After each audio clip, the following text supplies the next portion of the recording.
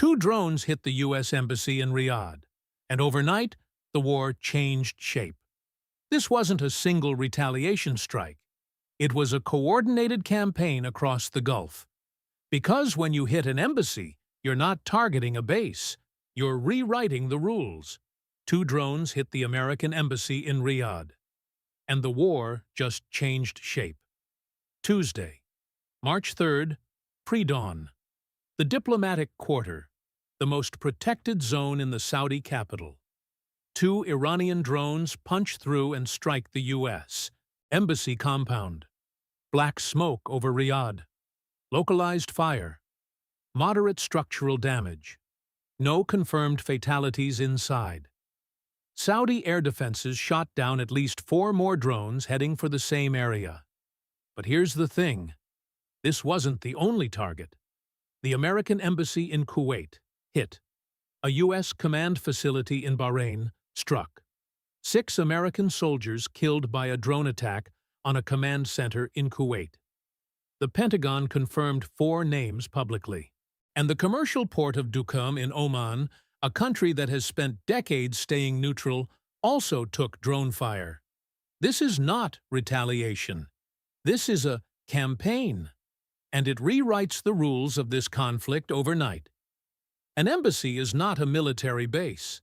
Under the 1961 Vienna Convention, a diplomatic mission is sovereign territory. Inviolable. You don't hit it by accident. You don't hit it without understanding exactly what you're saying. What Tehran is saying is that no American presence in the Middle East is safe. Not your soldiers, not your diplomats, not your flag on foreign soil. Secretary of State Marco Rubio went public. American embassies are under direct attack. The State Department ordered the evacuation of non-essential personnel from more than 10 countries across the region. Embassies in Riyadh, Kuwait, and Beirut temporarily shut down. That's not a precaution. That's a retreat posture. Now, zoom out, because the real target here isn't the building in Riyadh, it's the alliance behind it. Saudi Arabia is not part of this war. Riyadh didn't sign off on Operation Epic Fury, didn't authorize strikes on Tehran, didn't participate in the killing of Khamenei, but it hosts American bases, American personnel, American infrastructure, and now, Iranian drones are landing on Saudi soil. That puts Riyadh in the worst possible position. Stand with Washington openly and become a legitimate target for Iranian escalation. Pull back quietly and watch decades of security architecture in the Gulf start to unravel. Iran knows this. That's the entire point. Every embassy hit, every base struck, every evacuation order. It's not aimed at Washington. It's aimed at Washington's hosts. The message to every Gulf capital is brutally simple. The price of sheltering Americans just went up, and the pressure is working in ways that don't make headlines. Oman, historically the back channel between Washington and Tehran, just had its port hit. That's not a military target. That's a diplomatic signal. You want to mediate? See, think again. The UAE is watching. Qatar is watching. Jordan, which shares a border with Iraq and hosts American forces, is watching. None of them signed up for this. All of them are now calculating whether proximity to the United States is still an asset or a liability. Back home, the math is shifting too. 6 soldiers dead in Kuwait. Gas prices up 11 cents overnight.